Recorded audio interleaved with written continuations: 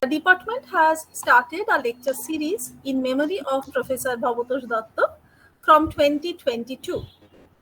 Now, on this occasion, we have our eminent teachers and our respected sirs in this seminar. So, first of all, we requested Professor Mihir Kanti Rokhit to say a few words on this occasion. Now, since his internet connection is very poor today, Sir has been very nice to send us a recording of his note, and Shushmita Di has shared that with us. So, let me share the recording with you so that we can all hear what Professor Rokhit has said.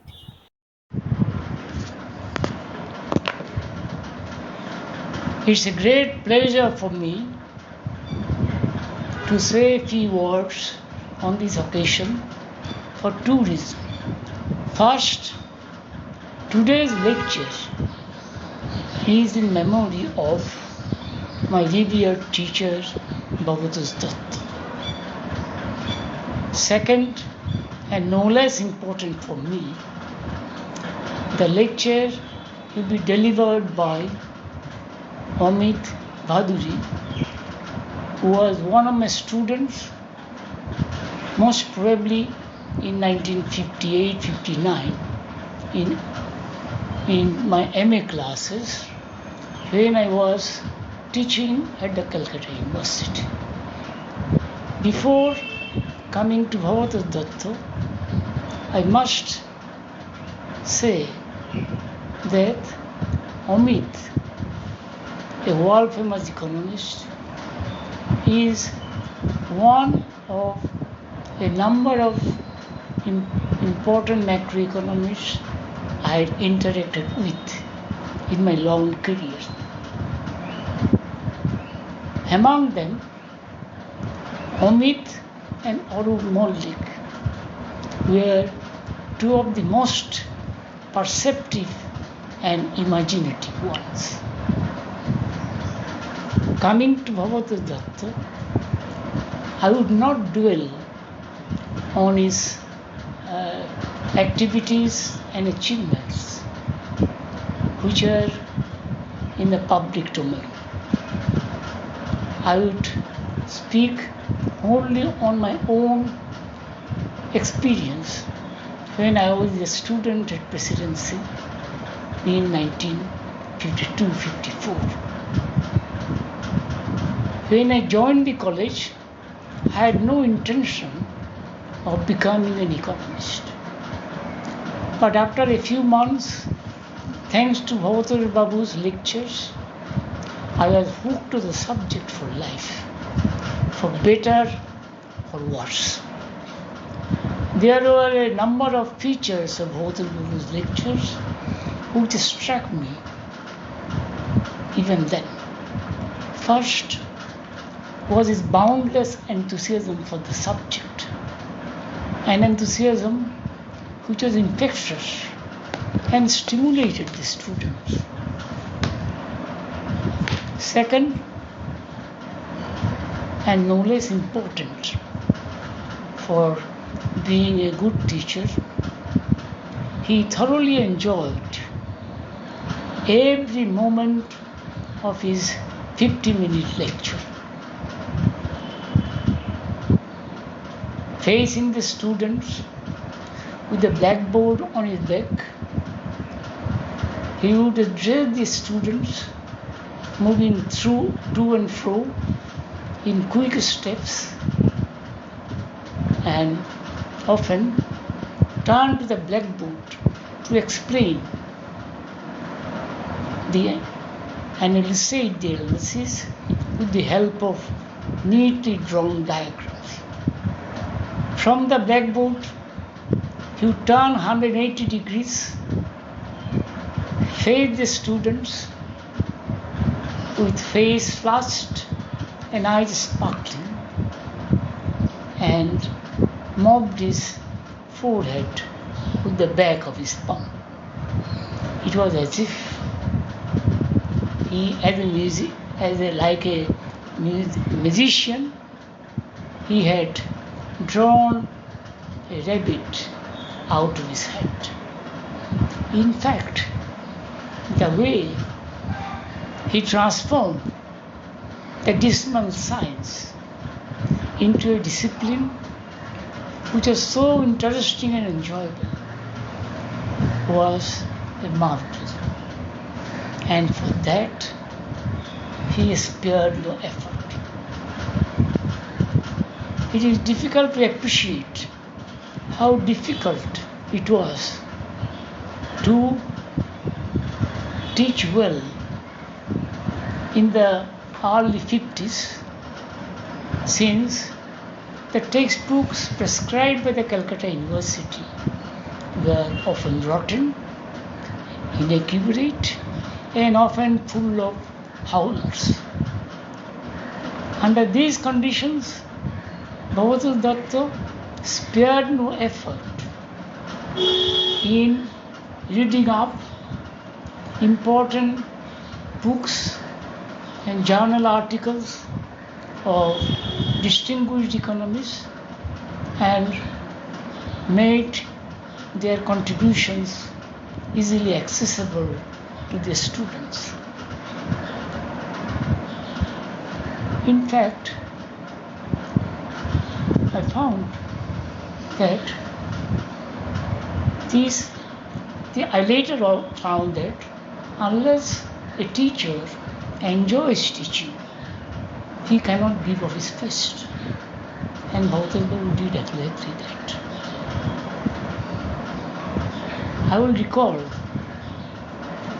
only now some of my personal interaction with Bhabatosh Datta when I was a student. Being a village bumpkin, I was then unusually shy.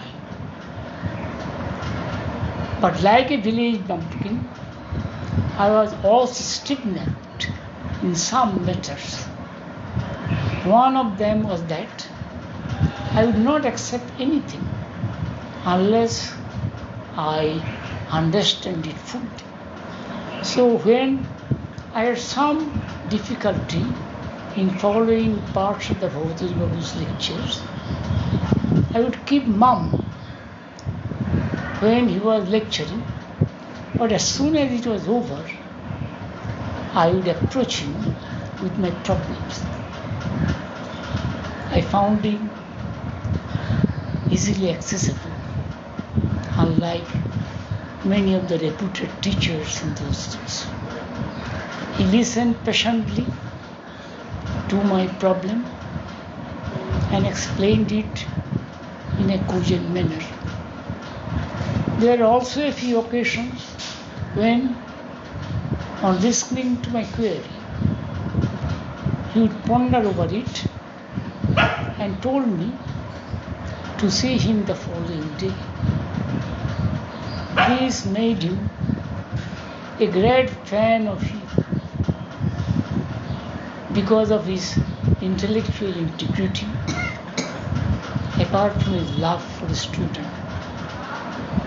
I consider myself fortunate to be able to interact with him not only when I was a student, but also later on matters both academic and personal.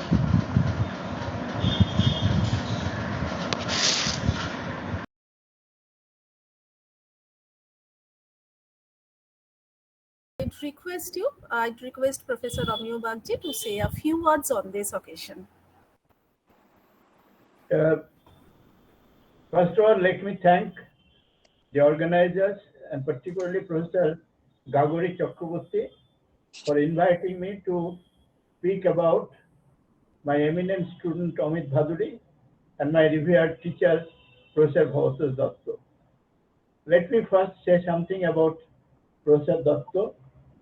First of all, I've never heard anybody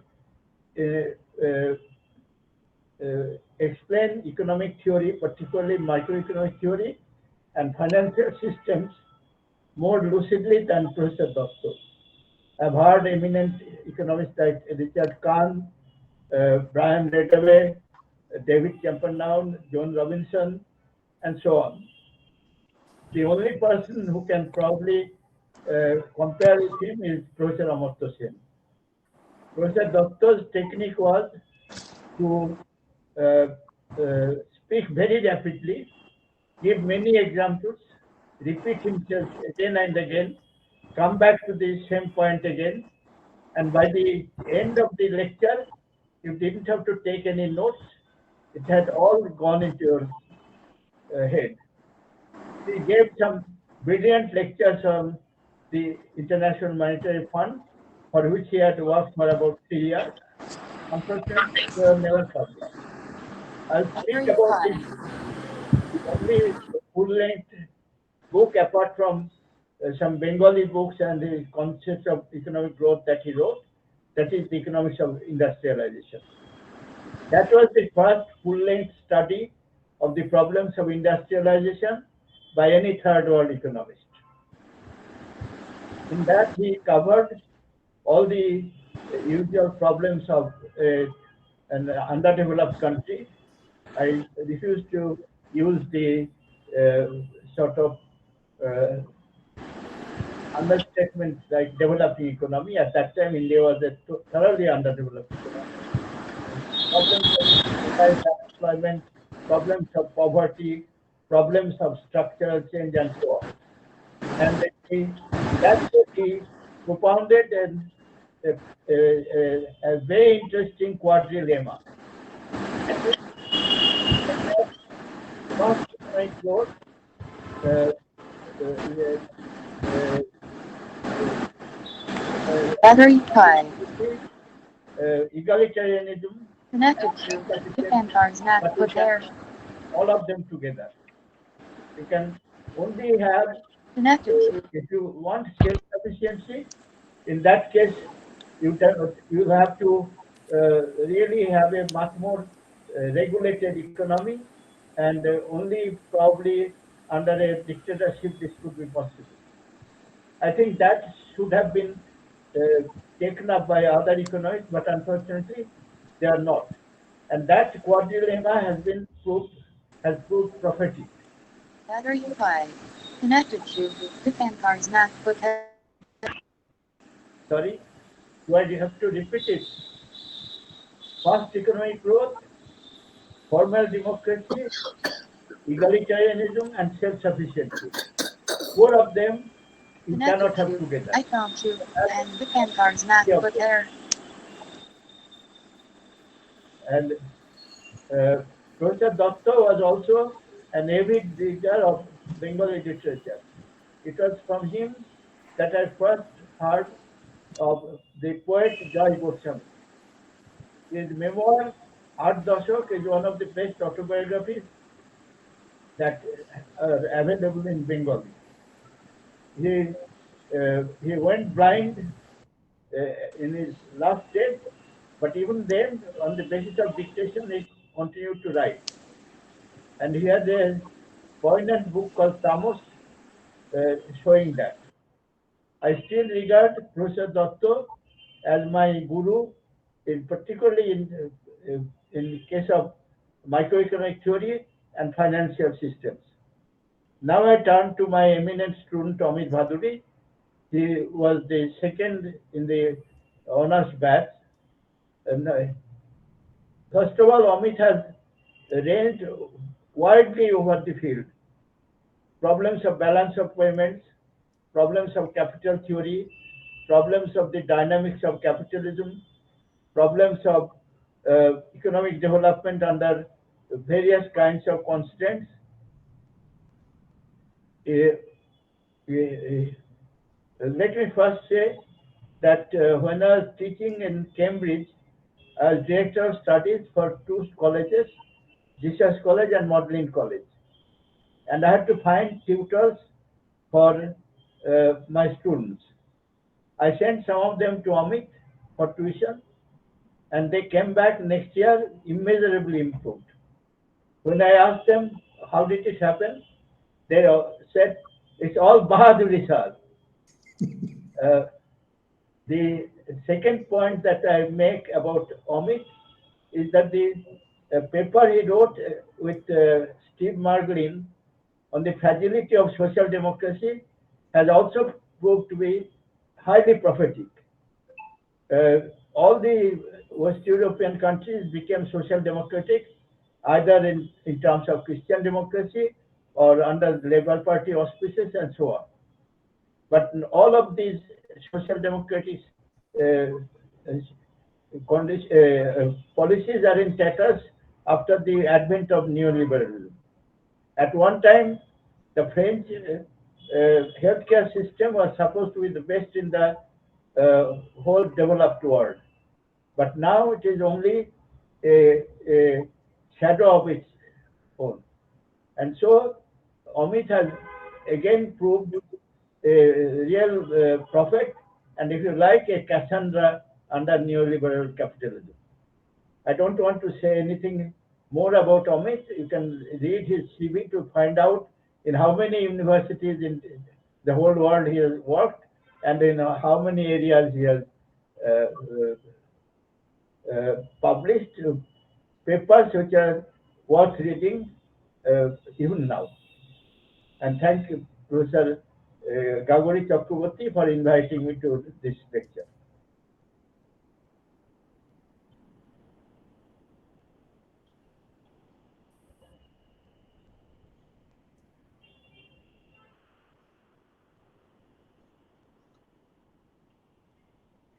Who is supposed to speak?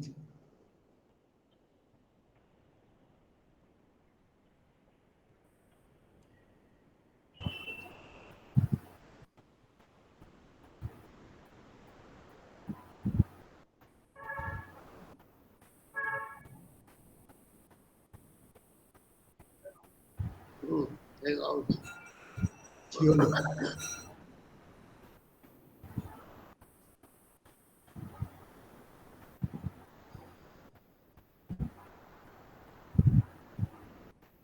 কি হলো গাগুরি? Sir, sir, I would now request you to kindly deliver your lecture. I shall Yes, start. sir. Yes, sir. শুনতে পাচ্ছ Dipankar? Can you hear me? হ্যাঁ sir, শুনতে পাচ্ছি sir. We can hear you. I can't hear Dipankar. I can hear you. Can you hear me? Who is this? Ramprasad. I can hear you. But I can't hear Can you hear me now, Amit? Sir, we can hear I can you. hear you. Okay. What I said was that I can see the lower part of your face, but that's okay. So long as That's I can okay. hear you. Actually, that's better. You remember the upper part doesn't have very much. No, yeah, and better, I know.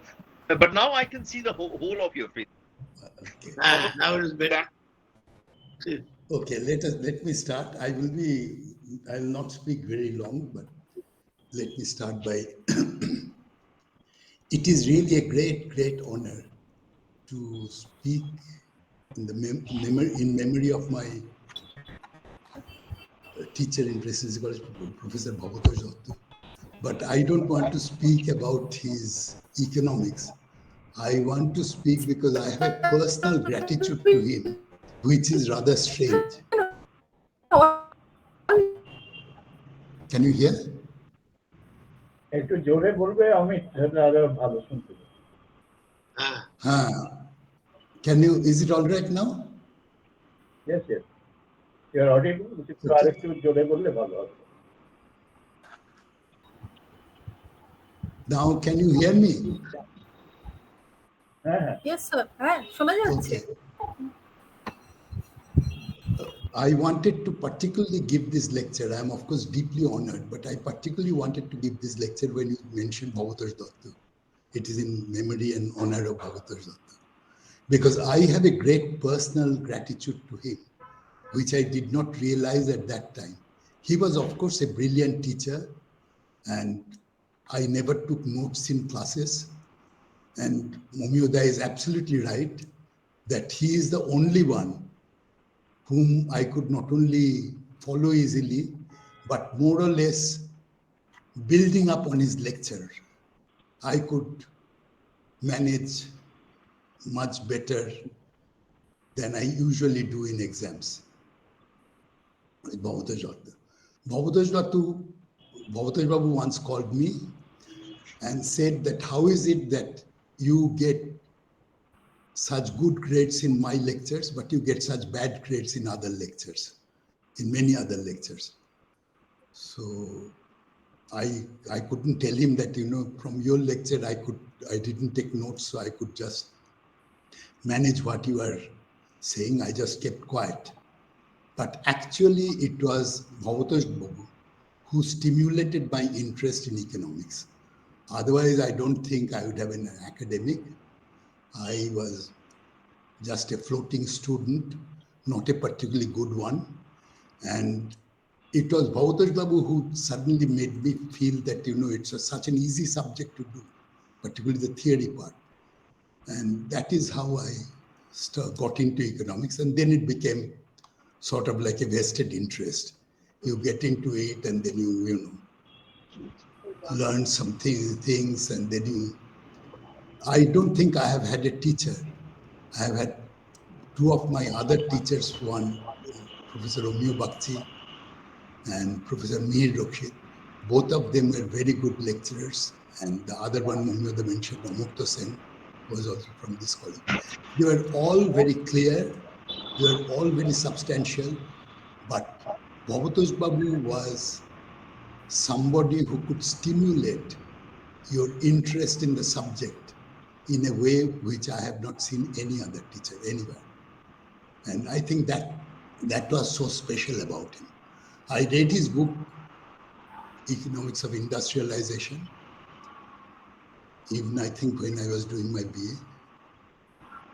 Well, it was a very exhaustive, treatment of the subject from various angles, as Omiyuda mentioned. But we should be only intellectually honest with our assessment. It was not very original. I don't think it was his originality which ever struck me. It was his clarity of bringing together various different ways of thinking, which he was very good at. He was excellent. And this is what I think at that stage I did not realize, but when I later saw other lecturers in different universities, and some of them even, a couple of them even became my close friends, but none of them had that ability which Professor Datta had of bringing together various theories in a very simple way into one framework. And I think that is what, at least as an undergraduate or as a student, you need, not so much as a researcher, but as a student. And this, I think, he was unsurpassed. And that he particularly encouraged me to do economics and so on is something for which I am personally grateful. But this thing, I think, generations of students, including our generation and many other generations, were overwhelmed by his clarity and by his saying things simply, fairly complicated theories, the essence of them, putting them together. So this is a special honor. I hope I can follow a little bit, at least in clarity, what he taught us long ago. Now, the subject of my lecture today is, of course, a very controversial, and I will start, like Professor Datta, in a very simple way with what is the major well, I don't know, knowledge is the word.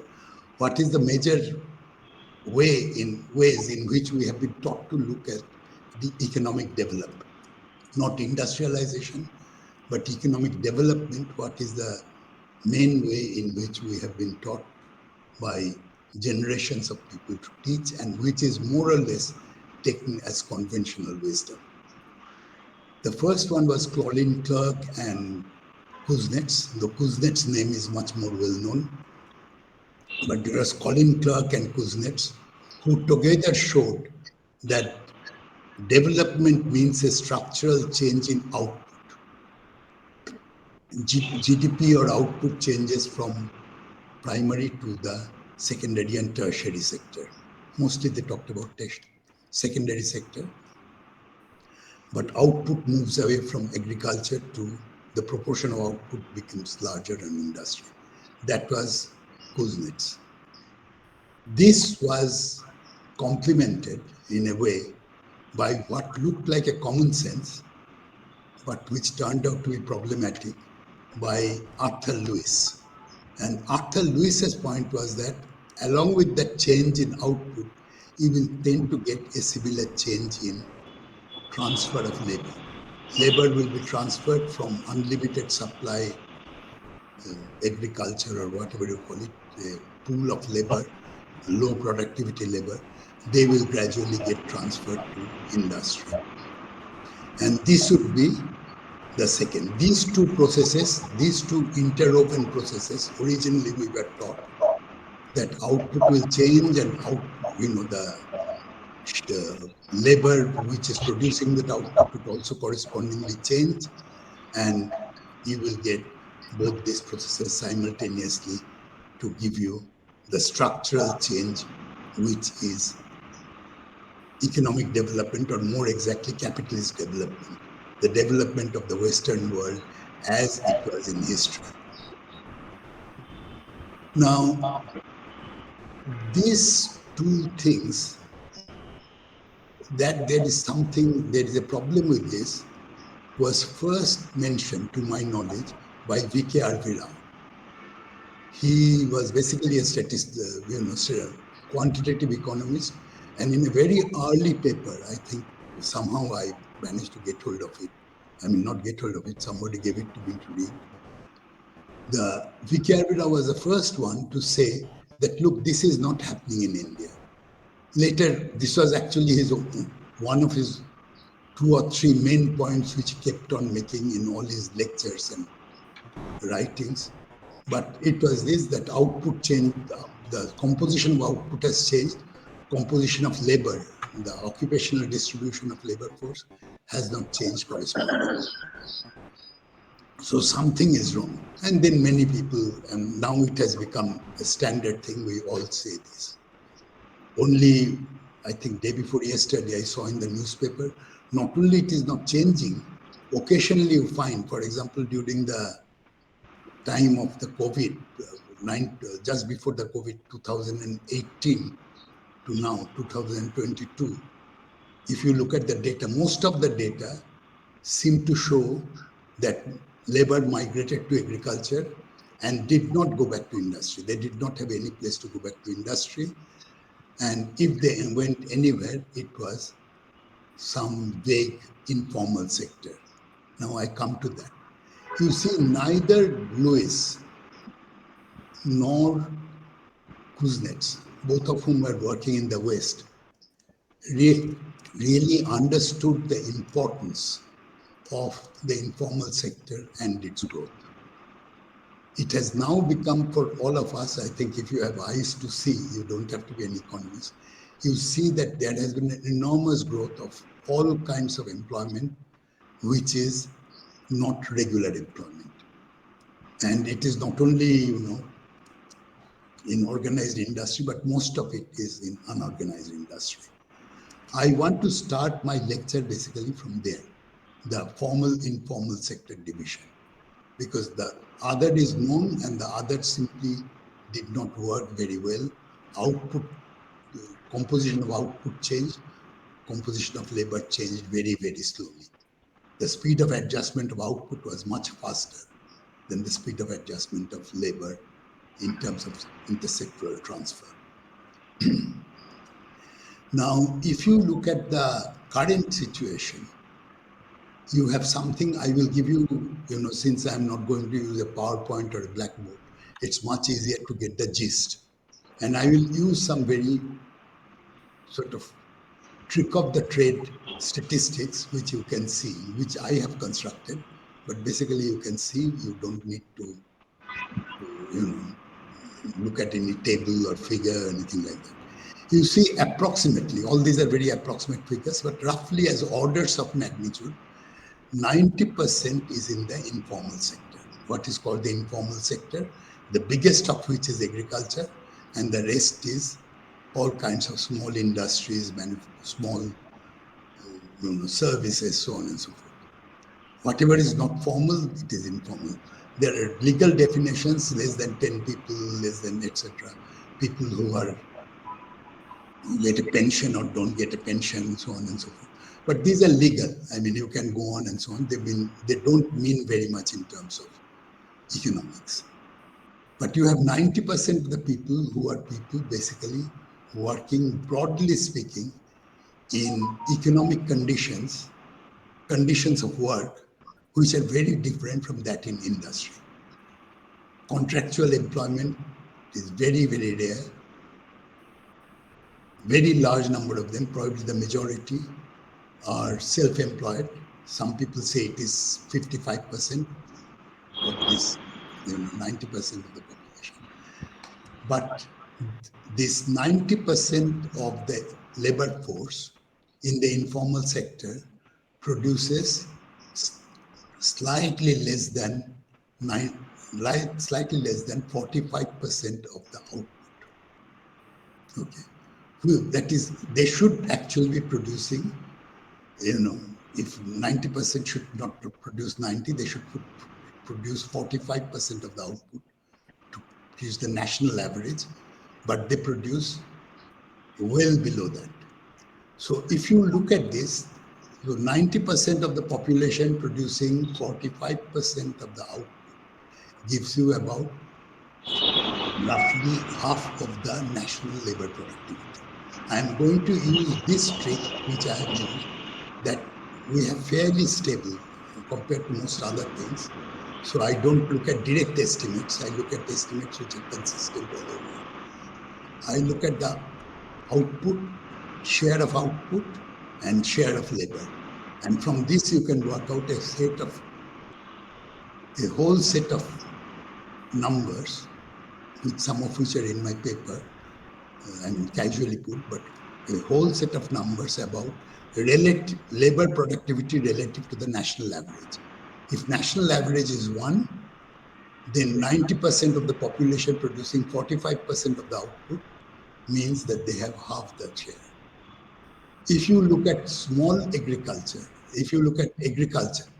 in that, it produces even smaller, 1/3 of the national average output. You can work out again from the existing data. So the remaining, the small scale agriculture produces 1/3 of the national average output. Rest by weighted average. Look, I'm not using any table. I'm using just 2 tables, but I'm getting out of it. But the others produce about 75%, 3/4 of the remaining output. So actually you have a situation where there is enormous difference in labor productivity. The organized industry, if you take the big corporate sector, which is 5% of the organized sector, or a little bit less in terms of labor force, the organized industry has a labor productivity which is, if you take the straight arithmetic, I found out, which is about 19 times the national average. And if you take, different industries, so on and so forth, anywhere in the organized sector, they are something like 12 times, the mean would be somewhere like 12 times the national average of labor productivity. Anyway.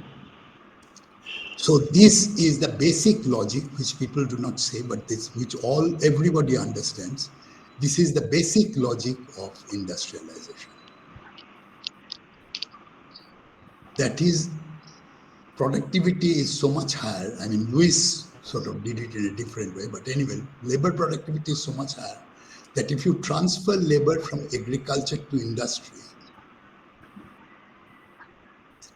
you immediately get, for one person losing a job, one person being transferred, you will get something like 18 times more in terms of output. So you have something like 18 times more labor employed in efficiency units from agriculture to industry.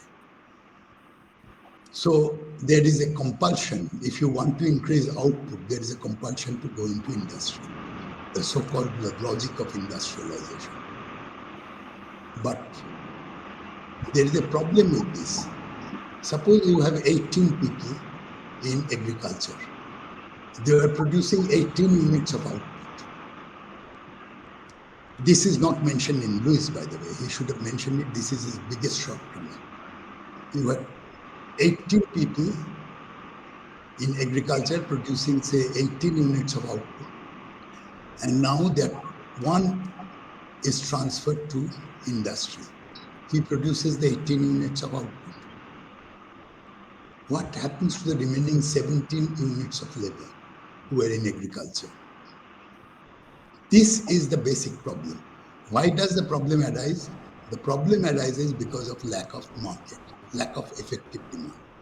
Industry will only produce as much as the market will take. Okay, so it might produce a little bit more, so your output will grow. So if industry uses, if 18 people were in agriculture, and if 2 of them are transferred to industry, they will produce 18 multiplied by 2, 36 units of output. Your output will double at that scale, but remaining 16 people would be unemployed. This is the crux of the so-called jobless growth. You know, what you hear as jobless growth, output increases, but employment doesn't increase. Every economic journalist begins by saying it nowadays. All this is basically a problem of combination of two: high labor productivity, high labor productivity differential between industry and agriculture, and the constraint of demand or the constraint of the size of the market, which Adam Smith was the first one to talk about. The division of labor is, limited by the size of the market. You can only transfer 2 people and get 36 units to be produced, even with all the, immediate multiplier or government stimulus and so on. But 16 people will remain unemployed. That is, unlike engineers and unlike economic engineers, you should know that there is a different problem. There is a different type of problem which engineers and economic, social engineers are not willing to and or not prepared to look at, but which is the crux of the Indian problem. That is, when you take high labor from low productivity to high productivity sectors, given the effective demand, given the size of the market, you can only produce so many, you can only employ so many people, and the rest would be unemployed. In other words, labor productivity is a double-edged weapon. It increases your output, it gives you growth, it destroys your, destroys your livelihood, because those people who are taken out, many of them will not find employment. Only a few will find employment because of the high productivity, and the others will not be. I remember when I first used to say, I used to travel a lot in different parts of India, and land acquisition was going on. I traveled alone, I traveled with other people, and I became convinced of it. This was not bookish knowledge, this was based on actually what I saw. And it was very clear that these people not only did not find job, when you talk to them, they did not expect to get, because they knew what was the situation was, what their skill was. Most economists made the mistake of 2 types. One type of mistake was to say that it is lack of skill, You must have heard it. I mean, this is, we give too much of bookish knowledge. Our people cannot be employed because they are not suited for being employed in the industry and so on. But this will not This is not the main problem. The main problem is that the market does not grow sufficiently. I remember when I used to give these lectures once, I agreed to give a lecture in the Planning Commission, not in the Planning Commission, but some people from the Planning Commission. This was during Manmohan Singh's time. And I said in very simple terms, like I'm saying now, using arithmetical example, that you see, this is a kind of unemployment problem which will be adding to your situation. Because people are not only, you are displacing people, it is not only that you have labor saving innovation, as told in textbook, capital labor substitution or blah, blah, whatever you want to call it, mechanization. It is not only that, you have labor displacement, and not labor displacement, you have livelihood displacement plus employment and plus unemployment due to labor. When I said this, one person I remember, who was also in a debate with me, Montek Singh Ahluwalia, he said, but you have the international market. Now the international market will do the job indeed for only one case. International market will do the thing provided you can sell there. I mean, provided your effective demand problem at home is solved by your international market. Now, all data of India shows that we are what? A balance of trade deficit country, in the balance of payments deficit country, if you take, the inflows and so on, net inflows and so on. But you have trade deficit, and it's a persistent trade deficit all through our history of independence. So nobody has, So what is the answer? The typical, if you have worked in the IMF, World Bank and so on, the typical answer, increase, you cannot do this because increase your international competitiveness. So you get into a double blind now. To increase your international competitiveness, you have to mechanize, you have to do quality control. You cannot do this if you have labor-intensive, old-fashioned techniques and so on. International, proper quality control, improving the quality of the goods and so on. And you end up producing for people who are not have the purchasing power to buy it. It is mostly suited for the international market and so on. But still then you have a balance of payments deficit.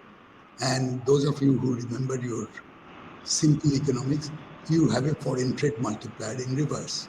You have the foreign trade, not multiplier, but the negative foreign trade multiplier, because you have a trade deficit.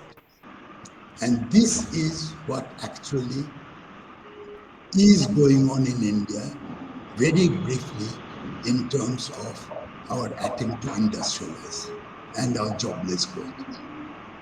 Labor productivity is counterproductive because the market is not expanding fast enough.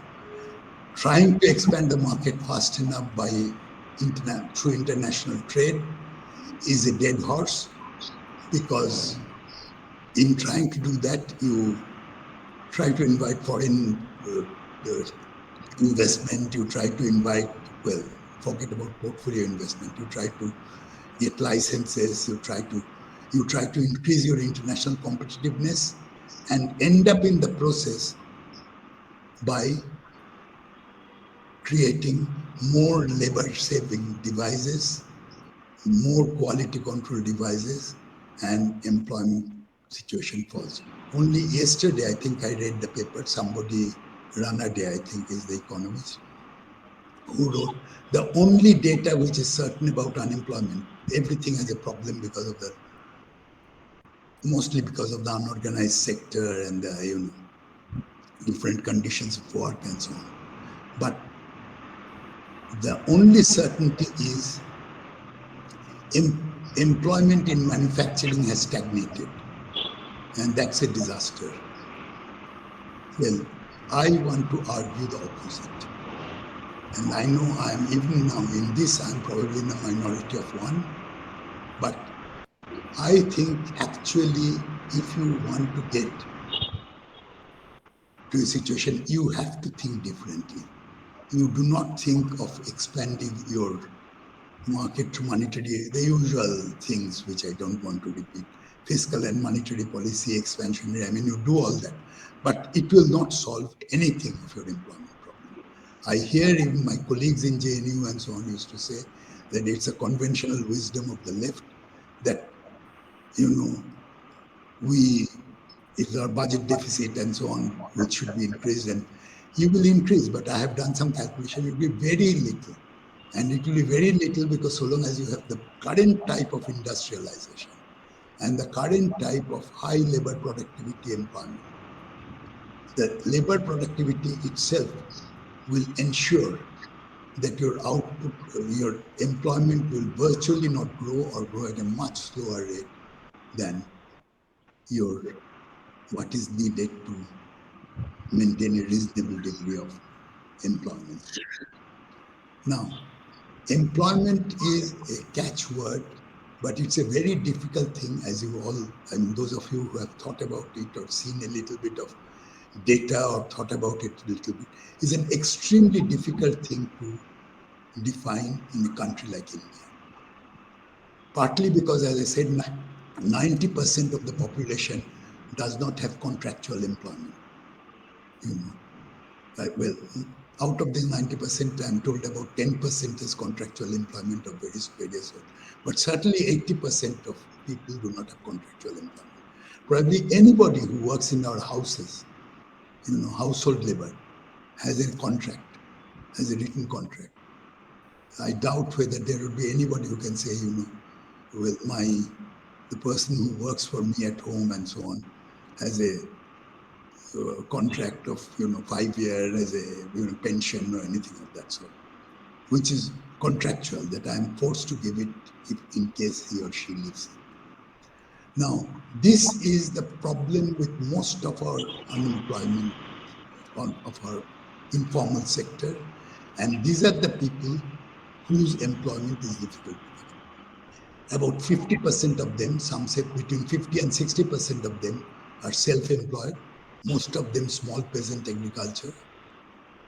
Many of them, like people who come to do part-time work at home, like, cleaning the utensils or this sort of thing, or wiping floors for 1 hour and so on. These are people who have multiple employers. So you cannot call them employed in that sense. And then you have the whole family, which is from the type of China and so on, we know. The whole family working as one labor unit. The classic case of these guys' unemployment, you get very long hours of work from the family as a whole, but individual members of the family very often do not work the usual 8 hours a day. So you have problem by principal status, unemployment you measure over 2 weeks, unemployment you measure over the last 6 months, unemployment you measure by looking at the pension of people. There are about 4 or 5 basic sources from which you can try to guess at the employment figure. And none of them, most of them even don't come close. But anyway, we have roughly an idea within broad margins of error, by which I mean 2 standard deviation. We have an idea of what is roughly the unemployment figure. I think it comes to my looking at various sources of data and various, I'm not very good at this, but I have looked at it. I've tried to look at very quickly, how much would be the deviations if I think of it, assuming normal distribution and all that. And basically you get a figure, I think, which would be, I would not be very wrong if I say the unemployment figure is somewhere around 7 to 7.5%, 7.5%. Now, there are 2 very big qualifications to this. One is, the first and most important is women's employment. India has one of the most miserably low employment figure for participation rate for women. And what is worse, when the situation improves a little bit at home, the employment actually, women in the agricultural sector tend to withdraw, and also in the service sector, that means, part-time domestic workers and so on, they tend to withdraw from the labor force.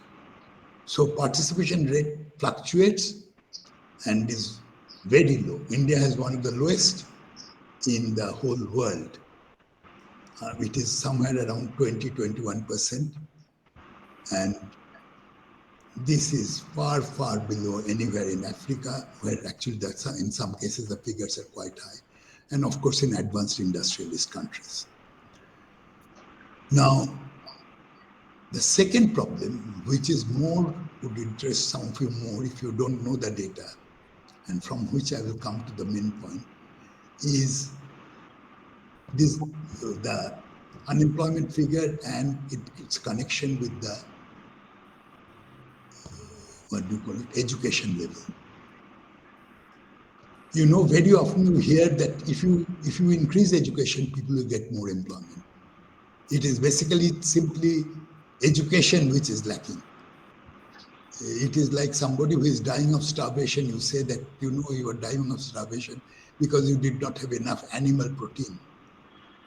It is the same kind of thing, which is absurd, because what you have is, when you look at the data, all data, including the Azim Premji University's recent data on the working state of India's working population, data from the CMO, the monitoring, the private monitoring body, and of course government's periodic employment survey, labor survey. In all these things, you find one set of data which is very striking, and that is, while in the advanced countries, unemployment falls as you go up the education level. Unemployment rate falls as you go up the education. People who have, let us say, a postgraduate degree virtually has no unemployment in America, in Western Europe, and so on. When you come down, they might have the right employment of what they think is they are capable of, but they would have, most would be employed. And if you go down to people who were sort of lower, formally educated, their employment figure would be much higher. Unemployment figure would be much higher. In India, it is exactly the opposite. Now, the reason, of course, if you don't, is, you don't have to go to 10 Nobel Prizes in, in economics of unemployment. About 10 Nobel Prizes have been given, and all of them have been given basically on the theory of waiting. That how different ways people wait to get the right kind of job. And this waiting period gives you the unemployment. I think this is not, this is partly true, but this is true on the surface, just like most of the obvious things. What is really happens is that there is a very close correlation, as you can imagine, with family income of the family, and the education level. You will find the education, if somebody is from a peasant household, agricultural labor and so on, you will hardly find anybody who is plus 12 plus. But you will almost always find people whose parents have reasonable jobs, that they don't have employment. So this correlation, that people from higher income background can afford to be unemployed for a longer period. I would not take up an employment and go and clean the street, because I know if nothing else, I would be better off. I can stay at home and get a better nutrition and get better something with my parents' income level. This thing is not true for the poor. The poor cannot afford to be unemployed. It's as simple as that. When you have India 7.5% unemployment, remember always the figure looks absurdly low compared to what we actually, the statistics looks like a lie, at least to me, compared to what we see around. Why? Not only because people do not get the job which they want, but also because of the fact that the unemployment rate in India is so low because the poor cannot afford to be unemployed. And this is one of the most badly kept secrets of economists. That in poor countries, unemployment rate, I have looked at some data, you typically find the unemployment rate in poor countries low. In all countries, in sub-Saharan Africa and so on, I was looking at it, for the same reason, because poor cannot afford to be unemployed. Okay, so it is this poor whose employment we should look at. We should start by looking at this poor people's employment and what should we do? I mean, I don't want to give a pure economic theory lecture, so I want to get into, is there a way in which we can, rather than just measuring unemployment and saying, like measuring poverty, you measure it in different ways, you talk about different welfare and different welfare, but you don't say what to do. You can say different types of unemployment, different things, but you don't say what to do. What is the point of that? Why don't we? What I want to say in this case is there is a way in which we can start. And that is what the second part of the paper is all about. There is a way in which we can start, and which is by inverting the problem.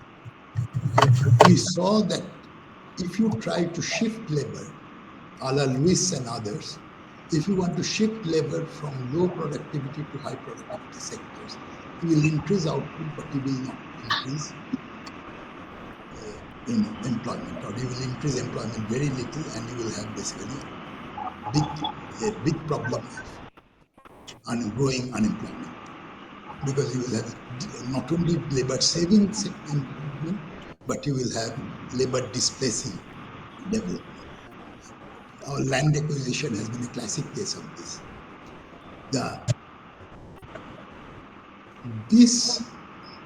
Is there a way out? I think there is, and nobody reads it, but I keep on publishing. I think this is our professional hazard about what you can do. I mean, where things can be differently looked at. I would not say what you can do in the, as a recipe, but how you can change the perspective and look at it differently. Yes, you can change the perspective. Can you hear me, by the way? It's okay? Yes. Yes, it is perfect. Yes, we can hear you. Okay. The thing is, you make conventional wisdom stand on its head. You say, one person said it very vaguely, but not very confidently. That was Kaletsky. You try to increase the productivity of small-scale agriculture rather than trying to increase the productivity of highly mechanized industry. Can it be done? I think you have to think of it slightly differently first. You have to think of it not in terms of labor productivity, but in terms of land productivity. Second, you do not increase, you do not produce, this was our mistake. You do not produce more of wheat, or you do not produce more of paddy per acre, or whatever it is per hectare. You don't increase productivity in that sense. You try to increase the productivity of small-scale agriculture, which means you look at the whole land productivity on the whole.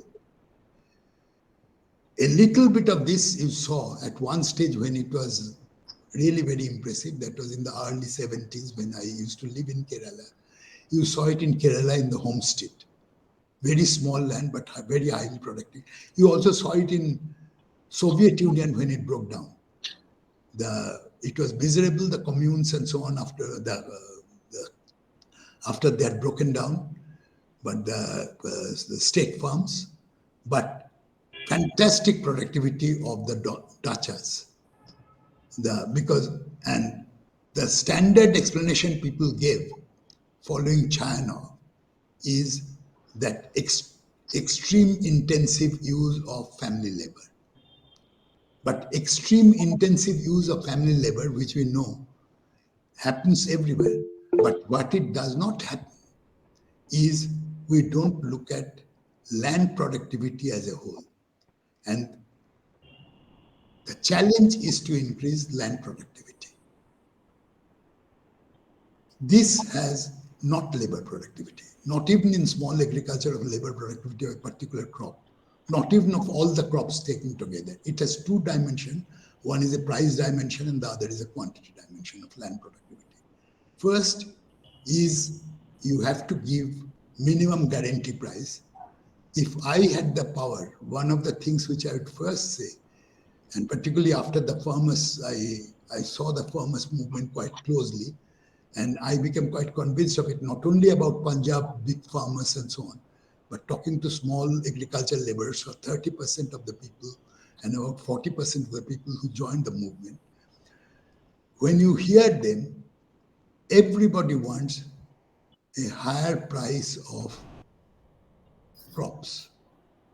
And there is absolutely no reason why government should not have given it, except for, Adani Ambani, because they were going to get into the agriculture. There is absolutely no reason why you cannot give higher price. This should be the price side of higher price for crops, higher price for milk, higher price for everything which grows out of small agriculture. Because part of the higher productivity is higher price. The other part is what they did in China and Vietnam. Partly I have seen in Vietnam what they were doing, and partly what we have read, many of us have read, the transformation of the Chinese soil. What they did exactly, and this is what I'm saying, is exactly what I'm sort of shorthanding, more or less. It was integrated small-scale agriculture in Vietnam that learned to make what you call that fish integrated circuit, a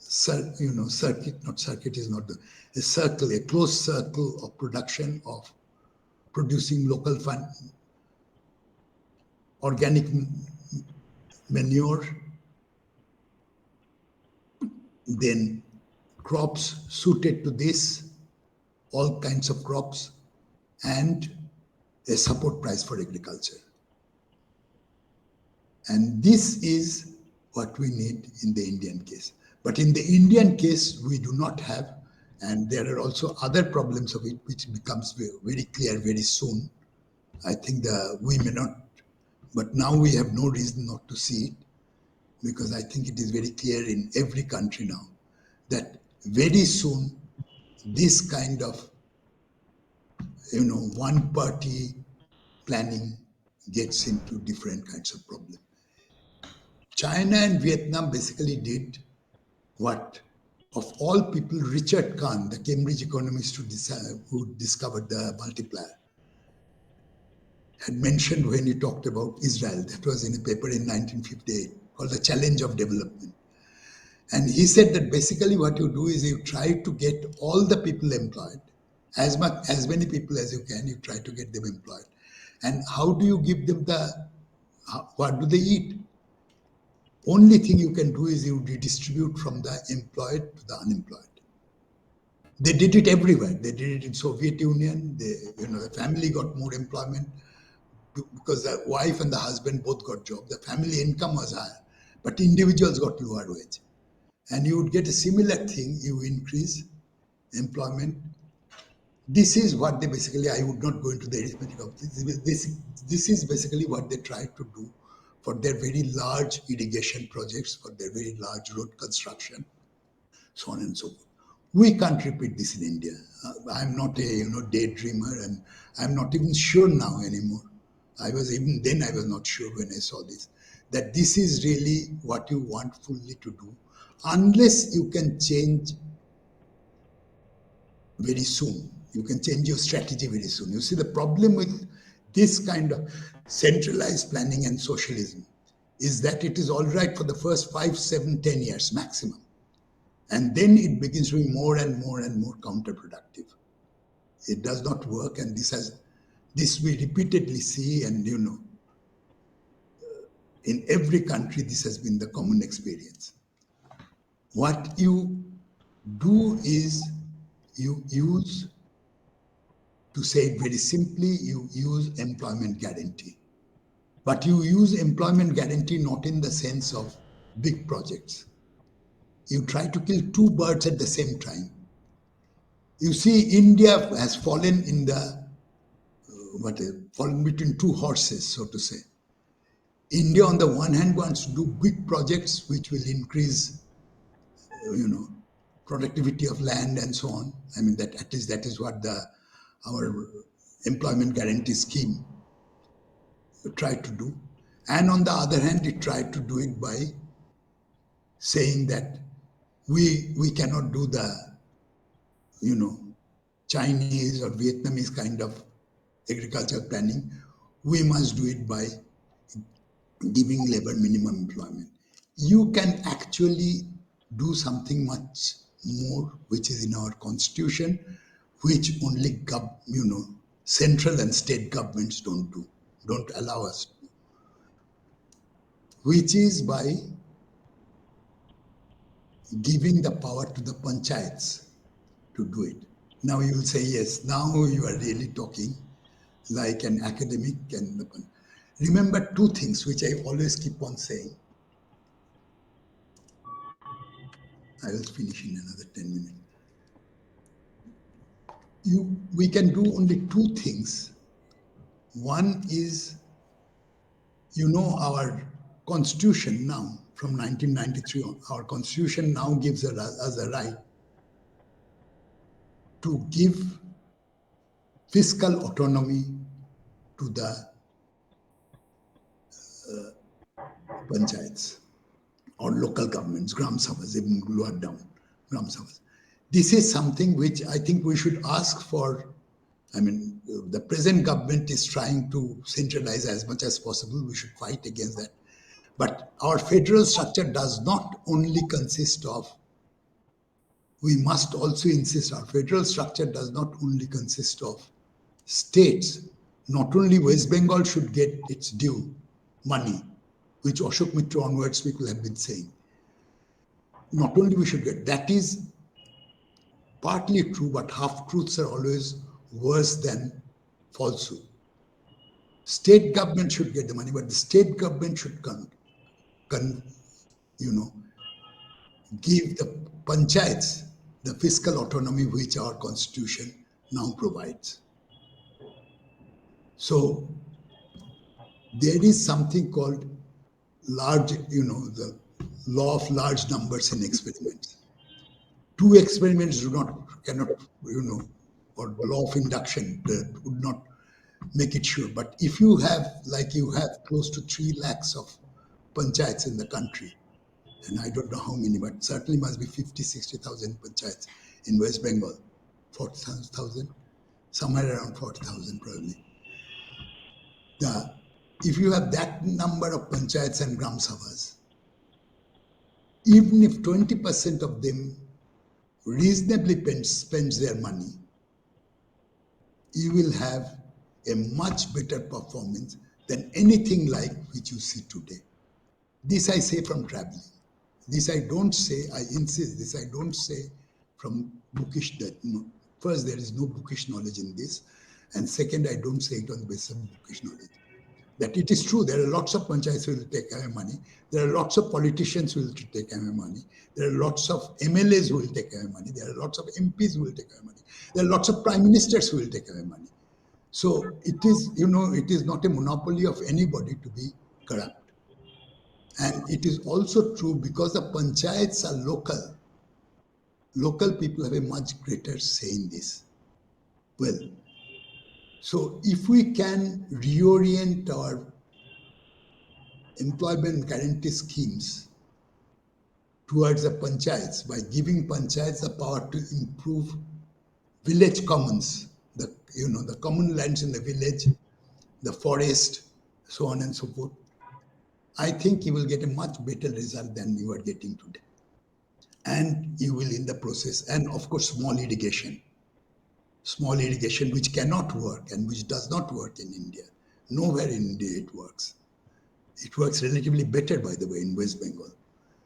I mean, I don't know now, but about 15 years ago when I last traveled in West Bengal, it worked certainly better than many other parts of India.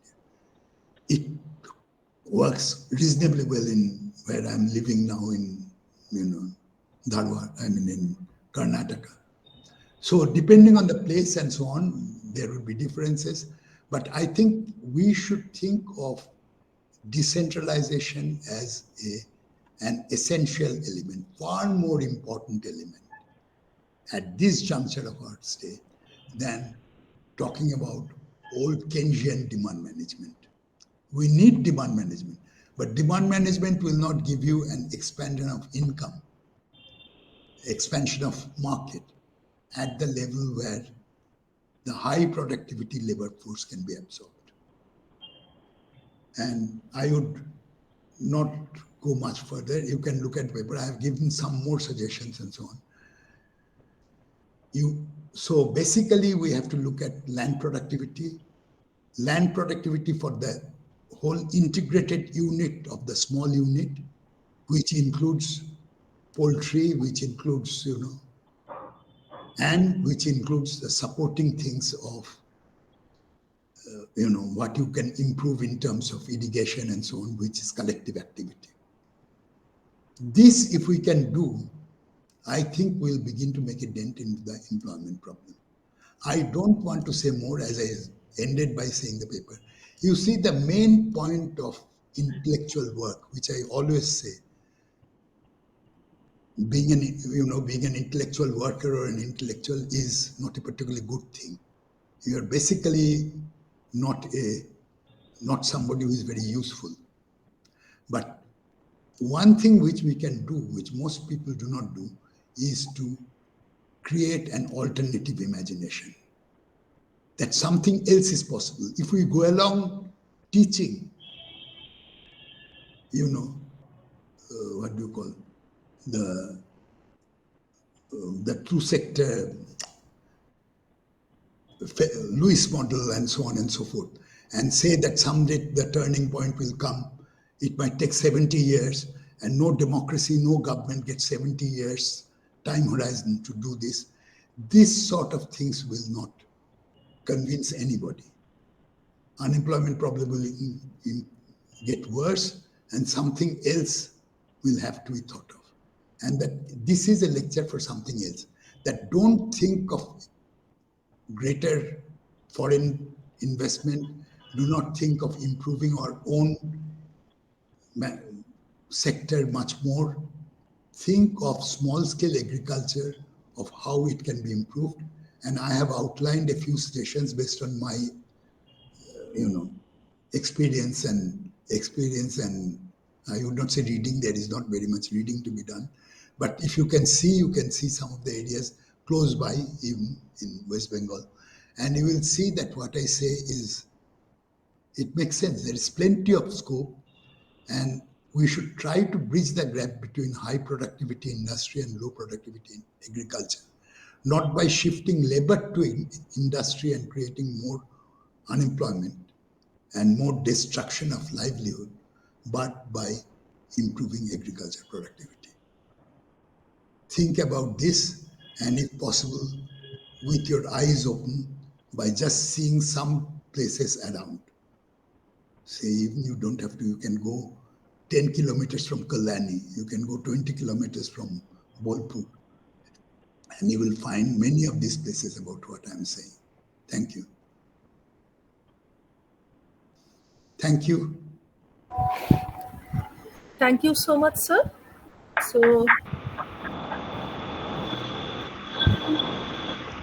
So now I would request the participants, or if there is any question, then please unmute yourself and ask the question.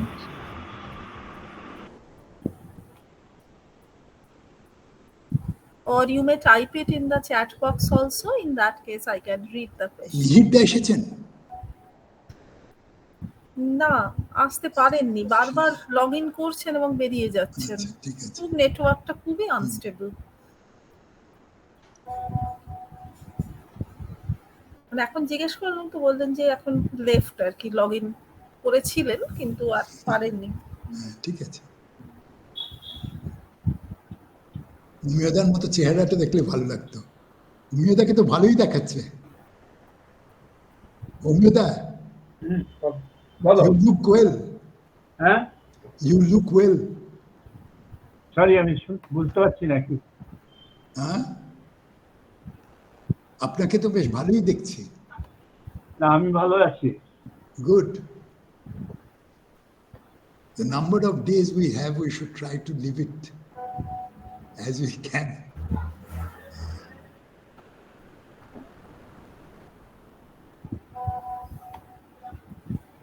Okay, so is there any question?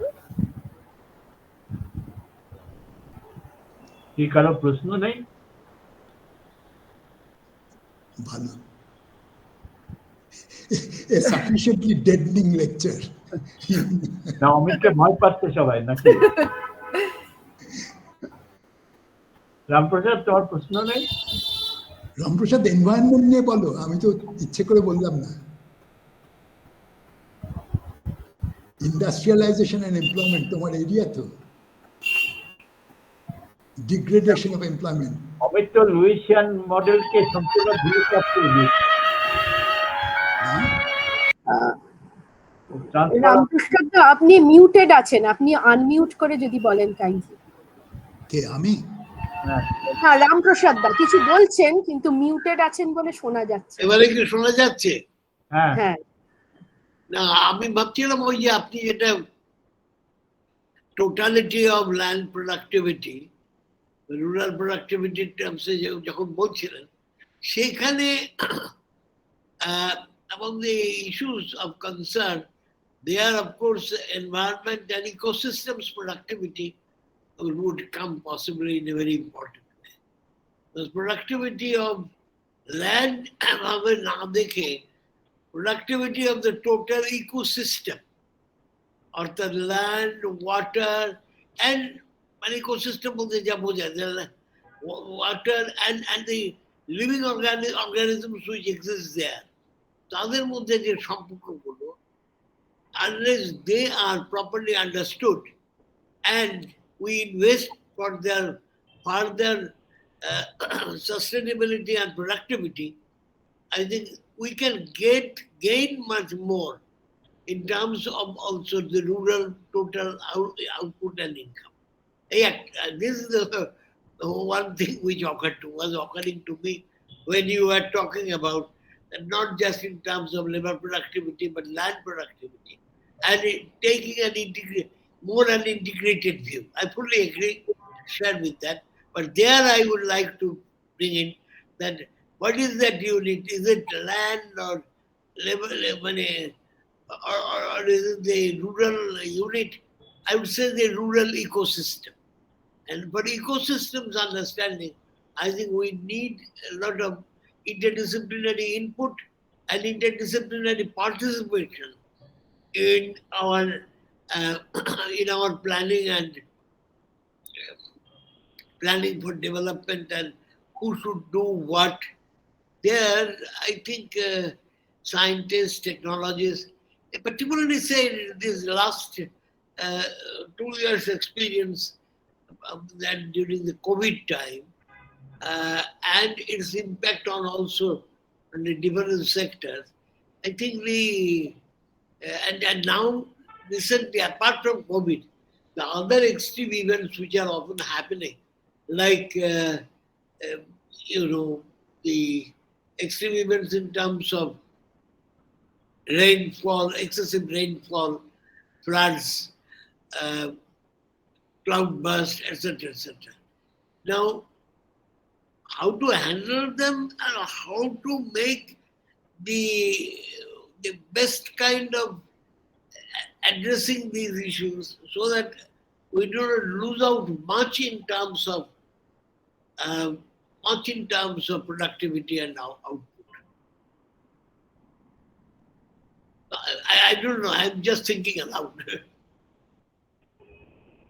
Hello, অমিতদার কথা শুনতে পাচ্ছি না. Should I unmute it? শুনতে পাচ্ছ? হ্যাঁ, এবার শুনতে হ্যাঁ পাচ্ছি. শোনা যাচ্ছে। যাচ্ছে? হ্যাঁ, হ্যাঁ হ্যাঁ শোনা যাচ্ছে। ইউ সি কিছু কিছু সার্ভে ডেটা আছে, তুমি যেটা বলছো তার উপরে কিছু কিছু সার্ভে ডেটা আছে ডিফারেন্ট জায়গা থেকে। উড়িষ্যাতে ফর এক্সাম্পল, যেখানে ইউনো মানে the poorest part of Orissa, Kalahandi and so on, that region যেখানে এখন প্রচুর গন্ডগোল হচ্ছে, again land acquisition for aluminium, for bauxite, that region, mostly a tribal region where I have traveled, survey data shows something like 33%, 1/3 of income of tribal people, also in Bastar, come from what you call village commons. মানে ওদের তো ভিলেজগুলো অন্যরকমের, কিন্তু anyway, comes from not the individual property, but not from private property, but from collective. ঠিক আছে, মানে forest, sea coast, river, water bodies. If you take all the produce which they collect from there, this accounts for about 1/3 of their income, approximately. If you come to places like normal places in West Bengal and so on, plains and so on, it will be less, but it will be still about 1/5 or so on. This is the area where you can use what we are talking about, employment guarantee scheme labor very well to improve productivity. Not so much on private land. You can also do it on private land, but you can really do it much better. If for forest management, you can do it for, river bodies and so on. And it has been done in Maharashtra and so on a very limited scale in some areas. It has been done. The thing I did not mention, which I thought maybe somebody will say later, all this employment will not will not solve the problem of urban unemployment, right? All these increasing labor productivity and so on, but it's a very real problem. It has to be solved. It is there in the paper. I saw I was running out of time, so I decided not to.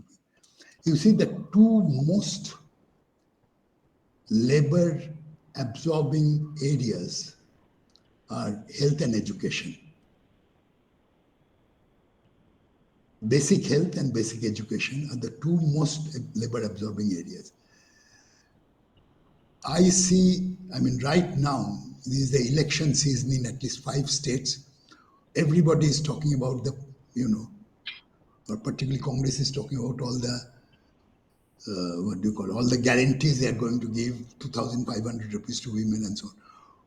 I have never understood why don't they link it to paying against creating the services of education and care, healthcare and other kinds of care. They can easily absorb a very large number of people. And if you give something like a 6-month to 1-year training, say including basic again, I'm talking from experience in Vietnam, at the time when they were very successful. And later, of course, if you can't change, which they could not, then it creates problem. It's the same thing. You see how much training do you require, for example, to give an injection, to measure blood pressure,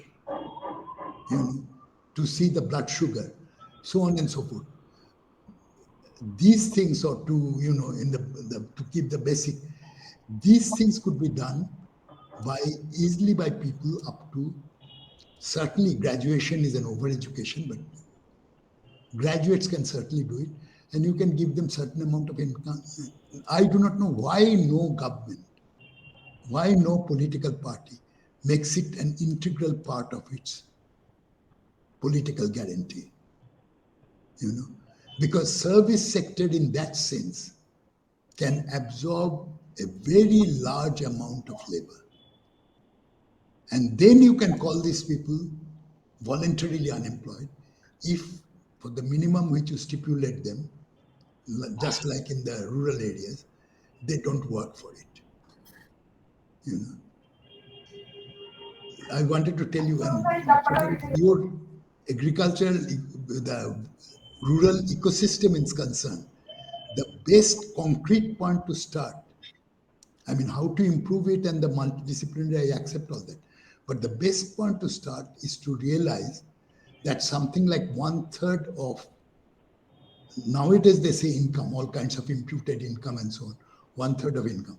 But to do a nutrition study, to see how much of their nutrition, even in West Bengal today, for example, in Bankura, how much of nutrition comes from really getting the very, very crude, what do you call it, animal protein, like shamuk, like gugli, like these things. And they are mostly harvested from common property. I want to say that they are mostly harvested from common properties. Yeah, that's right.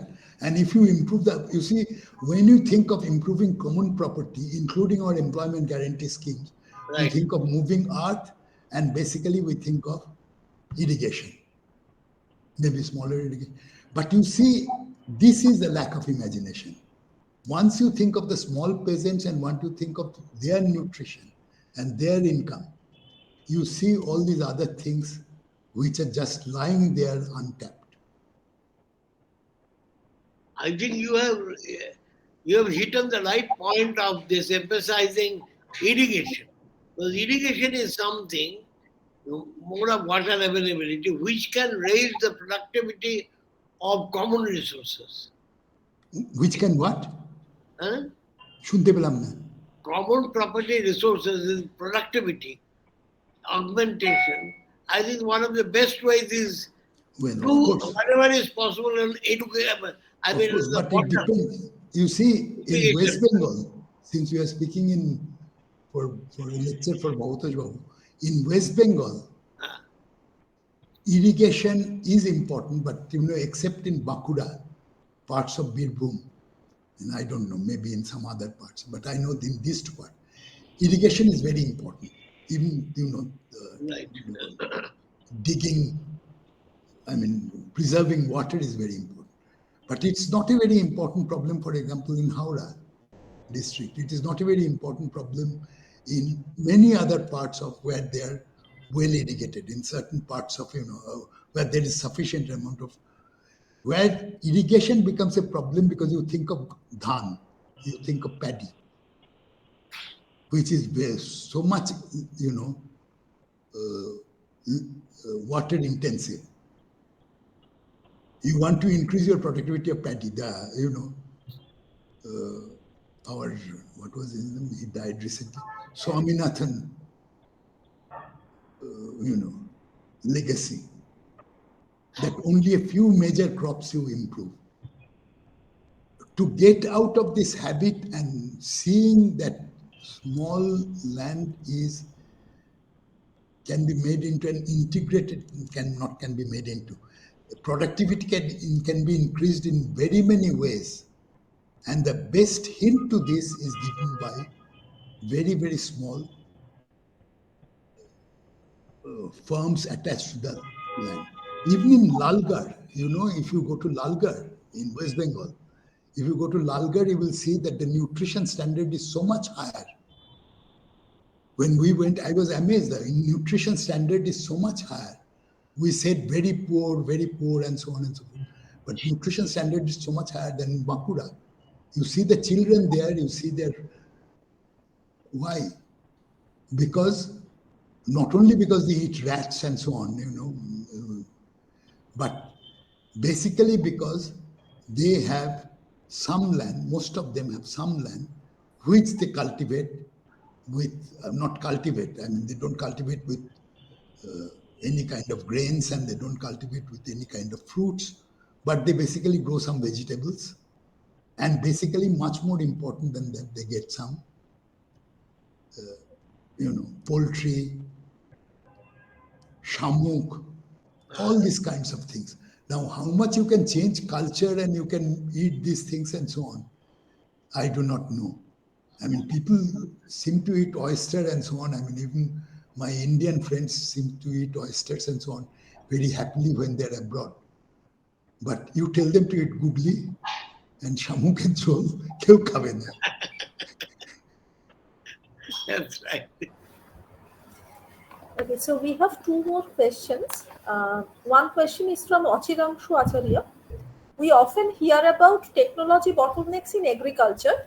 Can Panchayat solve the technology issue? Can this be done without private capital?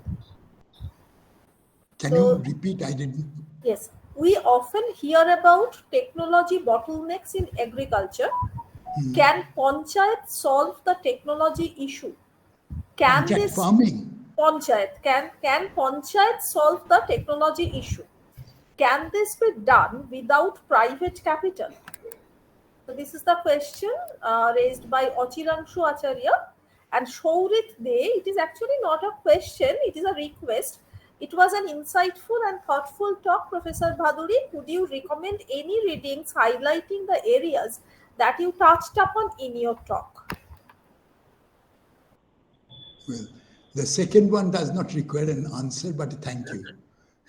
The first part about, I do not understand what is the technology gap.